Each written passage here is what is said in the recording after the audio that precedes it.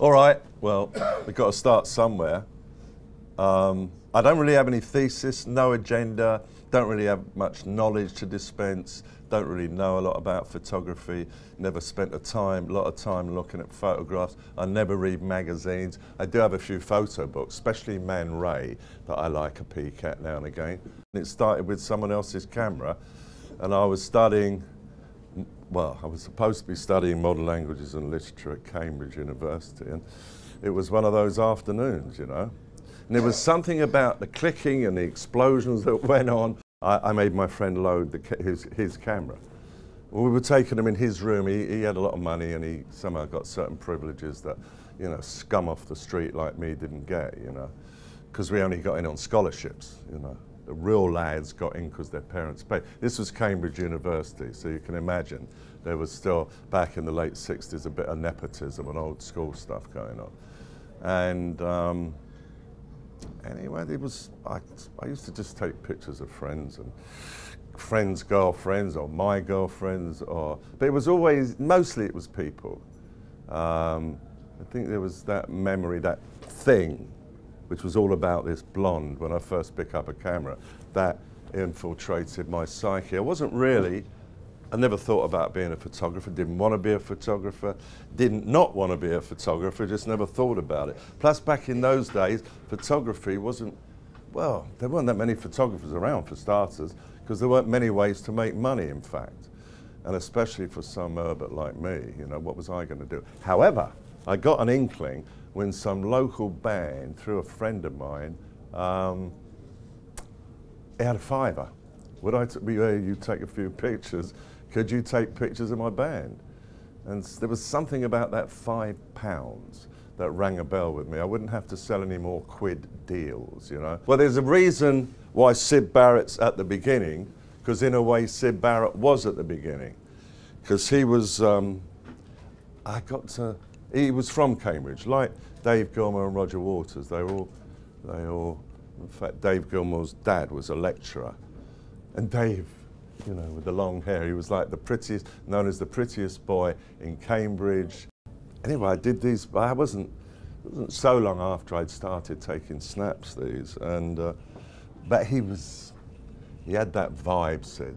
First time I'd seen him, he had an incredible girlfriend that I lusted after as well, and two, he looked extraordinary, and he was the man who had everything. And then we did these pictures, and these were the ones that really worked my juices, probably more than, maybe partly because of my relationship, partly maybe because of the way I saw him. He reminded me of some of these lunatic poets and that I, like Baudelaire, Rimbaud, and Coleridge, and Byron, and the Beats, people that I studied, and I think that got itself on some of these early pictures of mine, especially of people like Lou Reed, when he trotted along about 2.5, probably 2.5, 3 years later. And these pictures came out. And was now, just to get a little technical, just to jazz it up and keep B&H happy, I had this battered Pentax that I bought actually from Poe, who was the other half of Hypnosis, and who was the nice half. Not as creative, but a pleasant fellow. And then I got a cheap lens, a Soligor lens, and it was a 28, and the first time I ever used it was on these, in this session, and that pumped me. And of course, everything is wrong about these pictures. They were shot indoors, they were shot, it was daylight film.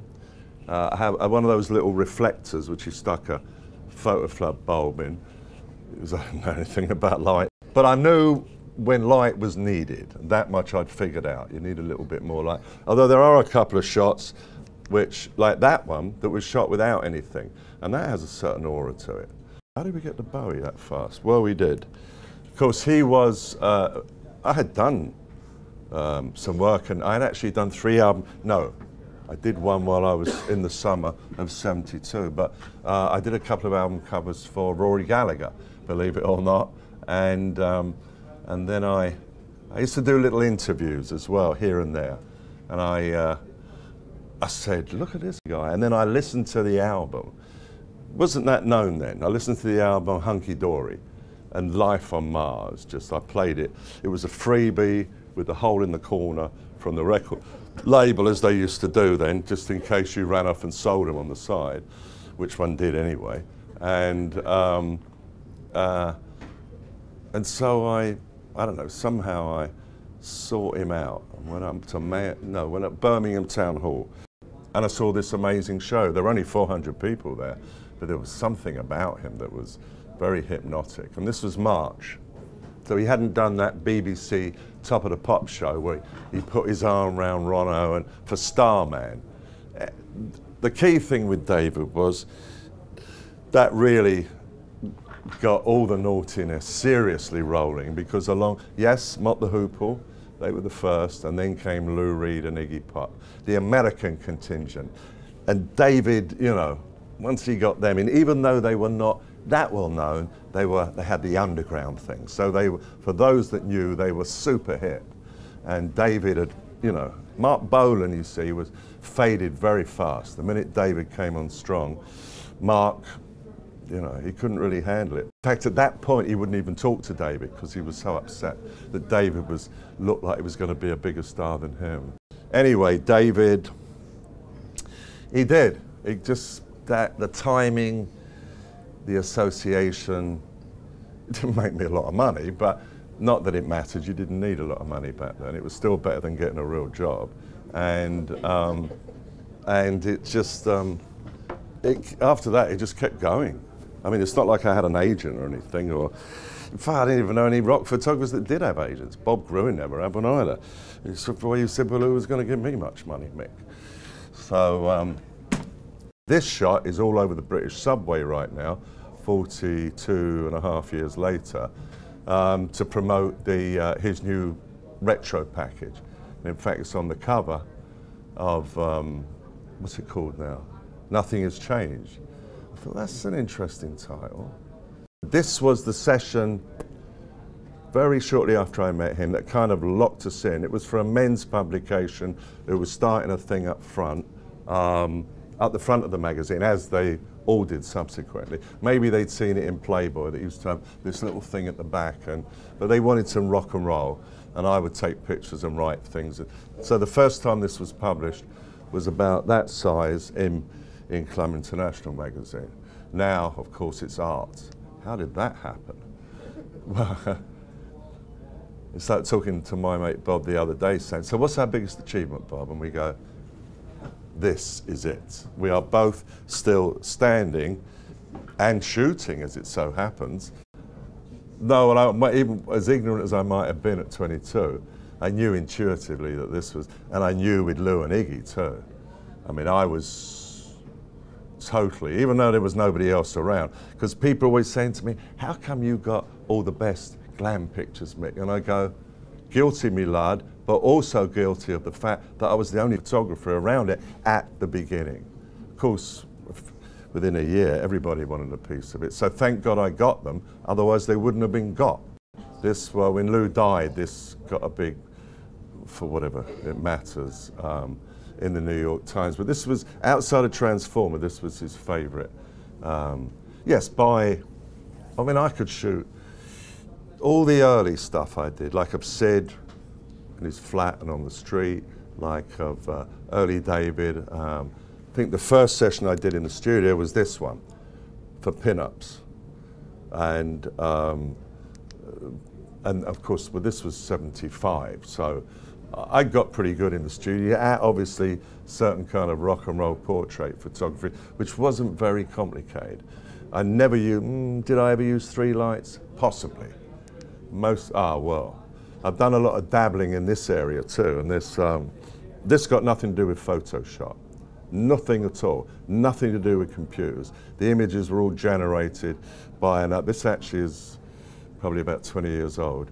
But there was a period of time when I could, it could have been more than that.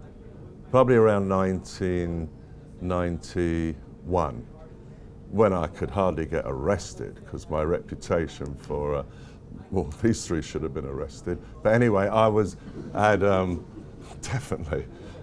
I mean, I could ramble on, but I'm not, because I'll get to what you guys are more interested in, I'm sure, which is this stuff, the summer. And I mean, people talk, I'd say, well, you know, who is shocking today is say, oh, come on. I mean, these guys worried people. These guys did the old thing of épate le bourgeois, but that is quite a famous saying. These people did upset people. And, but also because there was no internet and because you weren't that familiar with them, they, I think, acts in those days acquired a greater aura. So, but this day, yeah, it was a promotional bunch of journalists from, flown in from America because he was going over to do his first tour, but it was also the Ziggy tour. And Lou and Iggy were there. But I hustled this together. I wanted this shot of the three of them. And this one, it's amazing. It always amazes me how many of these, this one I've made a bundle on as limited edition prints. And, well, I have to sign them as well, I suppose. It's not that easy. I think it's the juxtaposition of the ridiculous outfits with the mundanity of their, of the food. The people in the background, in fact, not passengers, they were people who were working on the tour. He wouldn't fly in those days, David. But there's something about this picture that's, I don't know. I love it. I love his Greta Garbo of rock and roll thing. I think it's fabulous. Yeah, well, great, the makeup. This one only got sprung in more recent times and actually does. I like it a lot. I call it, because you've got to have a title of some sort to distinguish an image from another, and I've got over 5,000 pictures of David Bowie, and we've already done one amazing book, co-signed, beautifully produced, for a company called Genesis Publications, with whom I've done a number of books, and we're doing a new one for Taschen, you know, one of those big kill people with it. Not quite the size of the Helmut Newton one, but it will be beautiful, and they're talking about Mr. Benedict Taschen likes the idea of a lenticular cover, and he lends himself very nicely to, and yeah, but there's something about this image. Again, everything wrong technically. It fell out of focus in the printing, and it's, but I want, and then I use this used to have 5, I believe, different papers in those days with different contrast, and this was at the top end, and it was very grainy, and everything was wrong about it, but that's what made it so right. I think that's important, really. I think going into photography, no one should study it. But in a way, let's put it more like this, there's a lot to be said for not knowing much, because your brain isn't cluttered, you know, how you're going, you know, I never thought about any of it. What I did do early on was start doing yoga.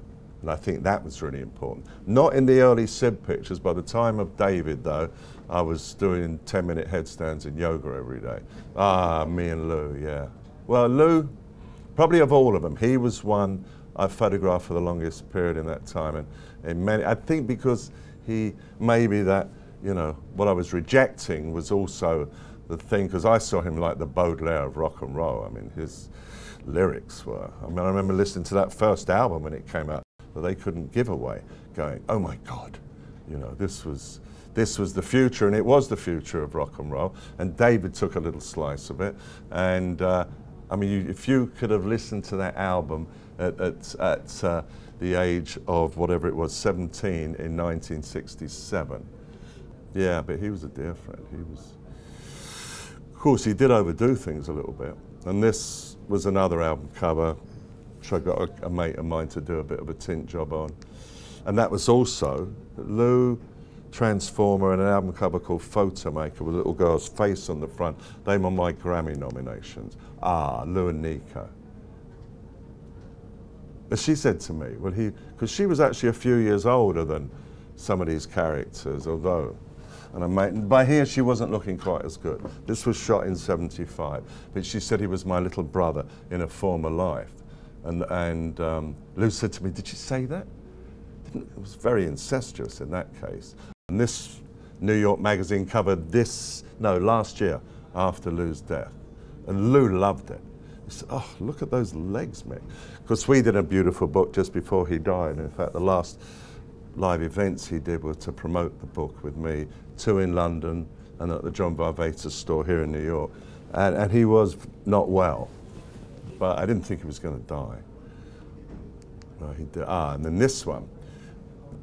Could say I was in the right place at the right time, but I was the only person there at the time. And someone said to me, that, more than any other picture I've ever seen, is rock and roll to the nth degree. And of course it's Iggy, and it's the days of raw power, and he's doing that backbend, man. Look at it.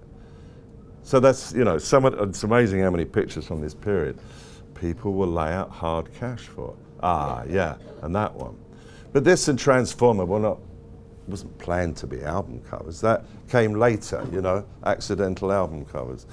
But, and Iggy, I remember an interview when it was reissued with his mix, it was talking about how at the time, and of course he had an explanation, at the time he hated the album cover, he hated the lettering, and many years later chatting on, I think I've even got it on tape, and in later photo sessions, he said, well, of course I hated everything in those days, and I had nothing, and he didn't. He wasn't around when the selection was made.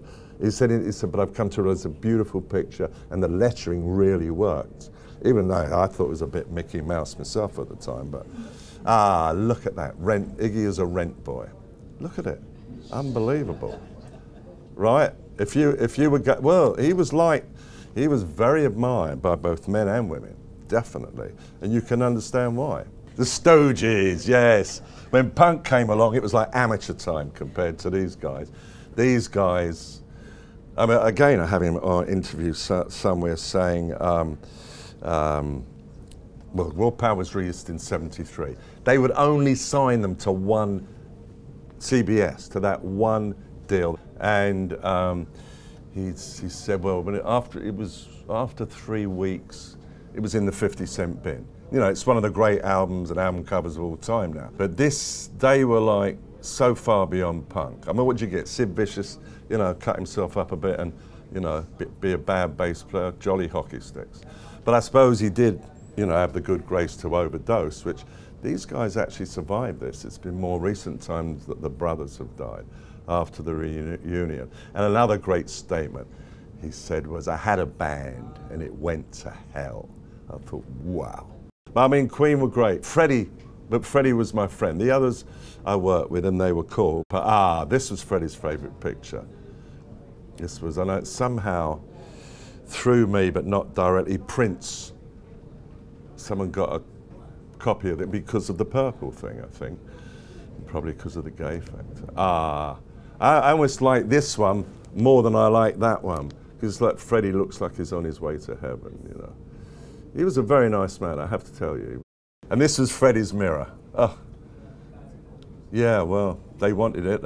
This actually was, I showed Freddie, a friend of mine, John Cavell, this great collection. We did a swap he needed for a book he was doing. I don't know, it was on Greta Garbo, but he had these great collection of pictures that he owned because they'd been thrown out in the Hollywood lots in the 60s. Because just like the record labels later on, they didn't have a clue that these would have any value, so he owned these pictures. And there was a shot of Marlene Dietrich on the set of Shanghai Express. I've always acknowledged it, and I reproduce it in my Queen books. But the difference was I had to control 4 very inexperienced rock and rollers, and we're up and down these. I was on this ladder. It was, and I hooded the eyes to make it a bit more. But you can see the clear nick. I mean, it's not a nick. It was inspired by. Yeah, well, the Rocky Horror. So that was well, I was all over whatever this whole thing. David Bowie took to me when Tim was blonde to see it on stage at the King's Road Theatre. He said to me, if Clam is a musical, this is the one, Mick. Anyway, so they wrote me in. They didn't wrote me in, they gave me access. They never paid me a penny. That's why I own all of these pictures. All these pictures. In fact, all of them, I never signed away the rights to anything. Nothing. No, even those things I did for Nikon, no, I still own the rights. Very important, keeping your grips, don't sign anything. You know, never sign. Because you've got to sign those rights away, or the copyright first goes to you, whatever the circumstance. But you know, you have to sign a bit of paper and acknowledge if they're not going to be yours. But in rock and roll, I had never heard the word copyright. I didn't know what, somebody in the late 80s started to talk to me about copyright and IPs. Well, it turned out this is technically an IP, but it was like the Wild West back in those days, and nobody, the record companies just wanted cheap pictures. So that's why, whether it's a Henry Diltz or a Bob Gruen or whoever from back, we all own all the pictures and control the copyright, and the acts and the record labels can't do nothing with them without giving us money. So that's our revenge. Oh well, look at this, you know, I wonder who that is. But there's a few pictures of me around playing around, and that look, woof, the cheekbones, darling, look at that. Look at that. Well, it does. Looks like, in fact, it was funny, and I realized in a way I had a very tenuous sense of identity. And in a way, I would relate so much to my subjects. Like people, four that people have said, oh, you look like a bit like this person. One was Syd Barrett, two was Lou Reed, three was Tim Curry in Rocky Horror, and four was Freddie Mercury. Now, I don't really look like any of them, but there was something about this thing, the moody rock and roll thing, and some of it maybe just glued off onto me. Ah, the lad's getting busted, not for drugs, however, but for making a bit of a din in a friend's attic. This would have been 75 Portobello Road. I like that one, yeah. But the great thing about it was, I mean, they didn't, you know, they didn't, I could lie and say, oh no, they got this. They didn't. They didn't, once they realized who it was, they didn't actually give him any kind of ticket. But the next day, Rod, who knew the lady who was a mutual friend of ours very well, said, so where are the pictures in the paper? He was, why didn't he sell? He wanted to like keep his bad boy, up his bad boy thing a bit, because it was starting to dim a little bit by, it wasn't, you know, the Faces was the bad boys, but he was doing his solo thing. And this was past Maggie May, and it was past Gasoline Alley, and he wanted, you know, hanging out with Mick and Ronnie. There's also Jeff Beck, and he wanted it in the papers. But I was a bit like, I was so non-exploitative. I was like a right girl, really. Another one for me, darling? Thank you. Well, this, haven't done that, believe it or not, although somehow I got credited as if I had. No, I didn't. I really shot a few party pictures, mostly with Mick, and live stuff mostly with Mick. That's what I've really got of the Stones. But this one does very well, I think, because he looks like a rooster. And I think that, right, he does. You got the lips, you got the rooster thing, and something about the colour. So I do sell it, yeah, it does all right. And this one's, well, it's not that it's a great piece of art, but it is Phil Collins with hair. Well, you know, that's sort of, well, yeah. The real fun and games, the one I got to know best in that period. Peter Gabriel. These are still his favourite all-time pictures. Shows you how sideways Peter was.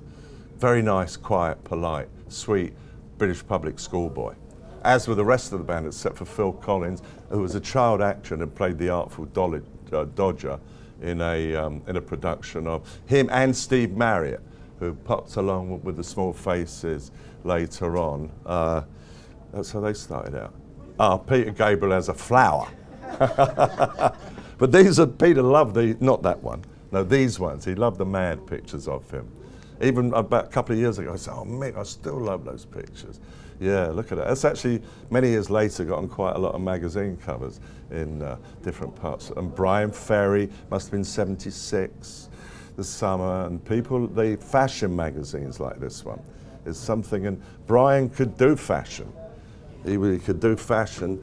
He was actually a bit scared when David Bowie came into town. I remember talking to him about it. He said, I'm hiding from David, because he thought David was going to come down to the recording studio and nick some of his ideas, because David, you know, would openly acquire. But he always made it his own. And this one with a bit of art back there, very Brian. And, yeah, well, that's a pretty cool shot. One of my favourite acts from the time. And he had everything. Phil, you know, he was like a tall Hendrix because he had the legs. And this was the first, this was the whiskey in the jar lineup. So what are you learning about technique and photography? Absolutely nothing. We went there for some education and all we got was this rock and roll drivel. So there you go. But this was the second lineup, and this was the Boys Are Back in Town and Jailbreak lineup. Pistols, very early gig.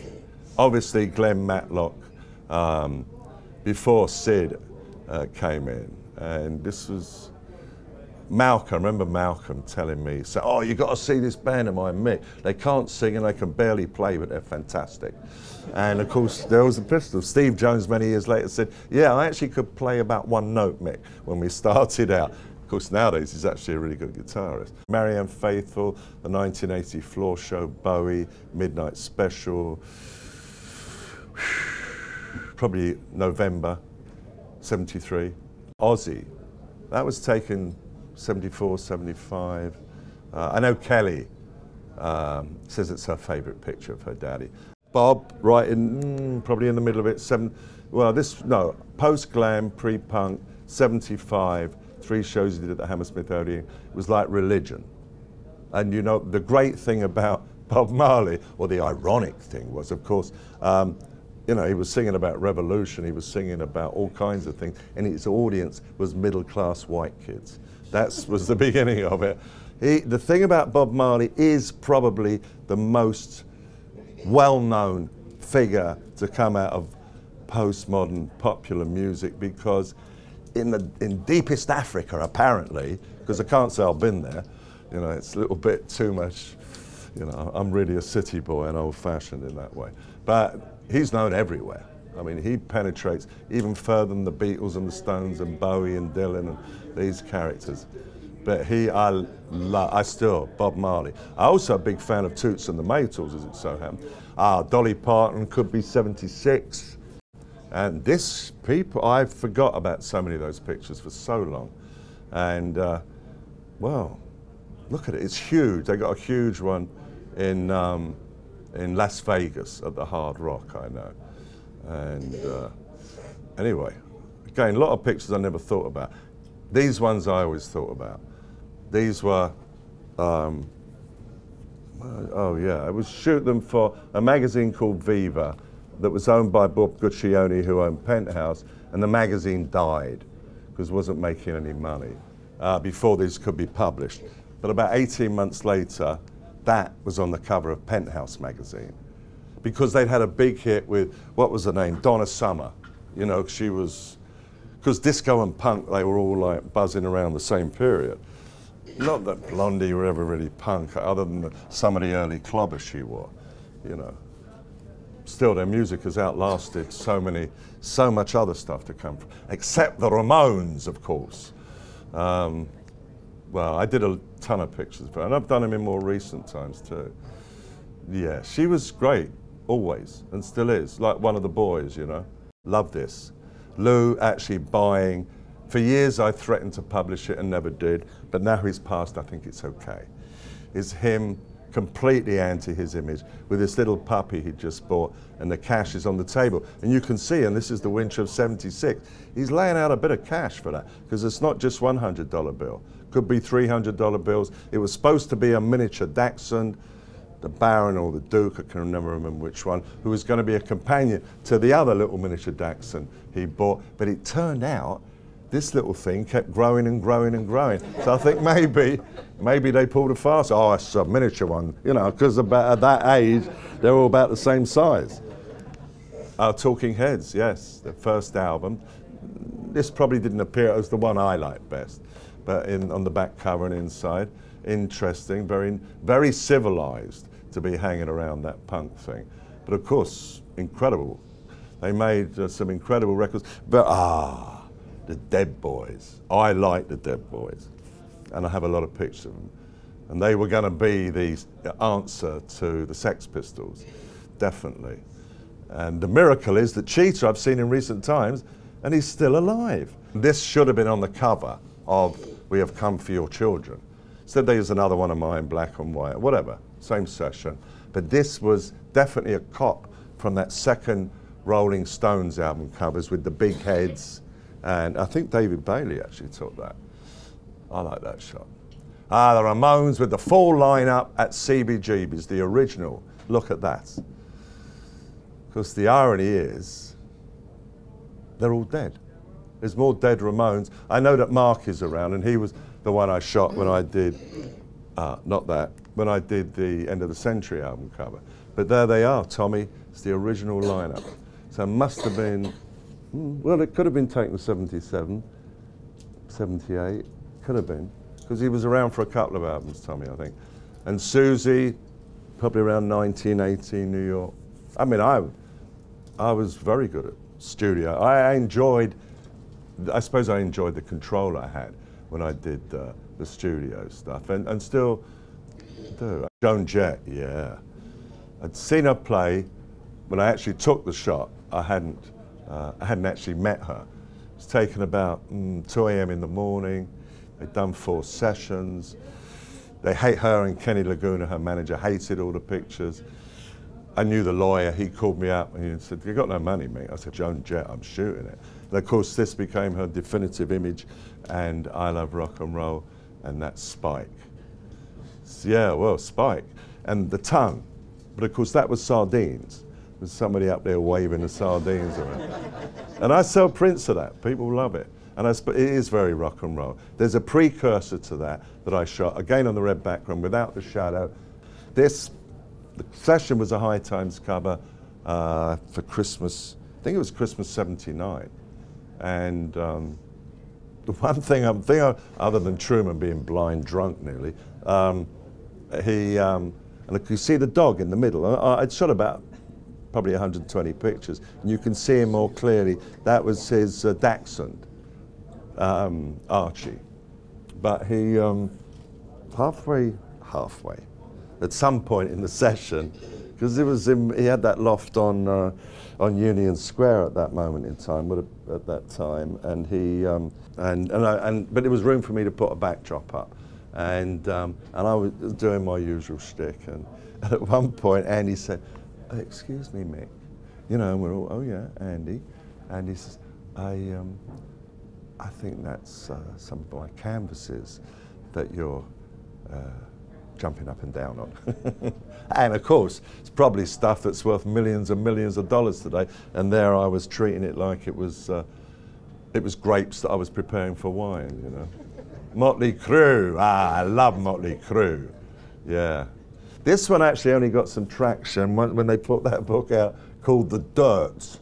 And they were very naughty, you know. But I got a lot of great pictures. Well, I worked very well high at that particular period, which went on a little bit too long. But not Officer for 18 years. And you know what did that? Oh, mate, yeah, I had quadruple bypass heart surgery. So God came down, "Mick, are you in or are you out?" And he said, "Because if you're out, you're not coming up here, Jack." So I had to stay around a bit longer to scrub my karma and clean up my reputation. Steven Tyler, I don't know, it's some gig, I like it. He's didn't ever do, I'd actually put together an album package because I'd done a bit of art directing in my day. Anyway, Iggy, I love that. That's one of my favorite shots. Would have been The Time of the Idiot. And sometimes a boy gets lucky. Ian, take her, that's Ian Hunter. It's one of my, I did a lot of pictures of one of my favorites. This was South American jazz singer. Was very famous, but I can't remember, but I love the shot. Johnny Winter, these pictures have popped up again lately because he died. It always happens. It seems to me, someone dies, I make a bunch of money. Seems very naughty, but it's the way it is with, that's in the book. A lot of these are in the book. That's my daughter Natalie when she was probably 4, taken out of the Jersey Shore.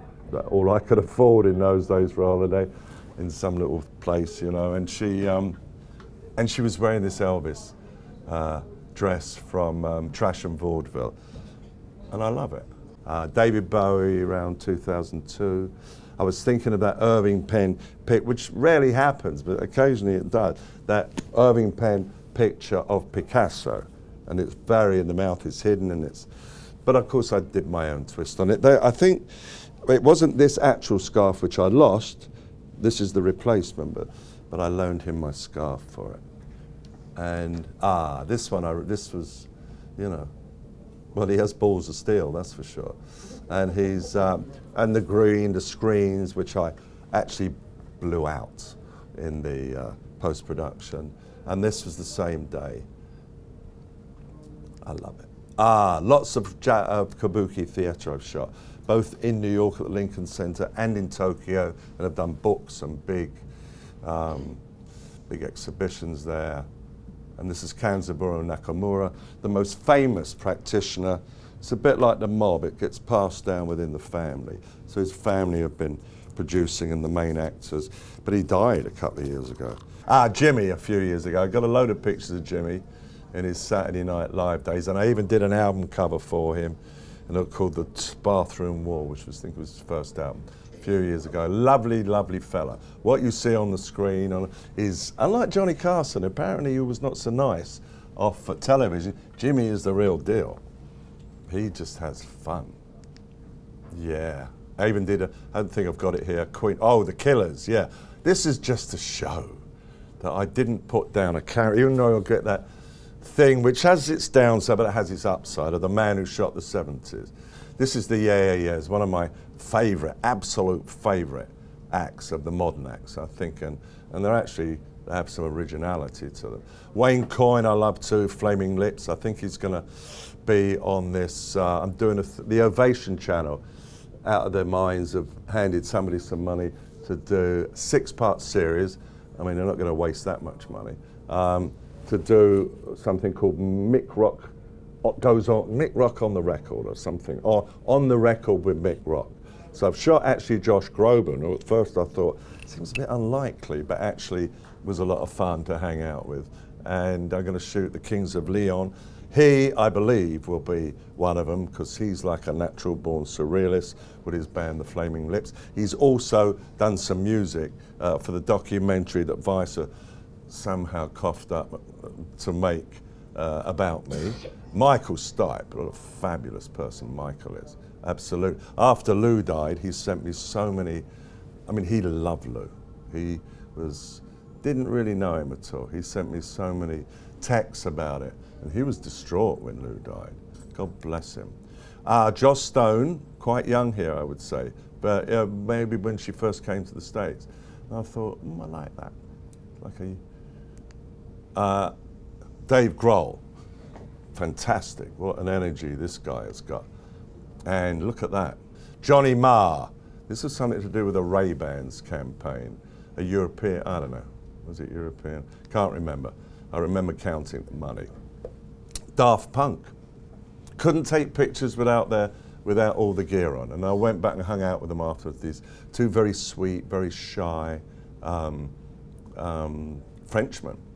I mean, I speak a bit of French because that's part of what I was supposed to be studying at Cambridge. And Iggy, I love this shot. This is taken obviously in more recent years, and I shot him a couple of months ago, but this was probably taken about 4 years ago. Tommy Lee, great guy, lots of fun. So taken during a more recent session I did with Motley Crue. And I mean, that's rock and roll, you know? Tommy. Oh, actually, early Lady Gaga, look at her. Yeah, she's a character. Pharrell, like a gentleman, definitely. I remember he was very kind to my daughter, got her into a couple of shows, took her backstage. Because amazing thing recently, and he has actually been around for a while, I realise he's in his early 40s. Even though it's lately that he's really blown up. He was more of a behind the scenes guy, I think, early on. His bank account must be ridiculous.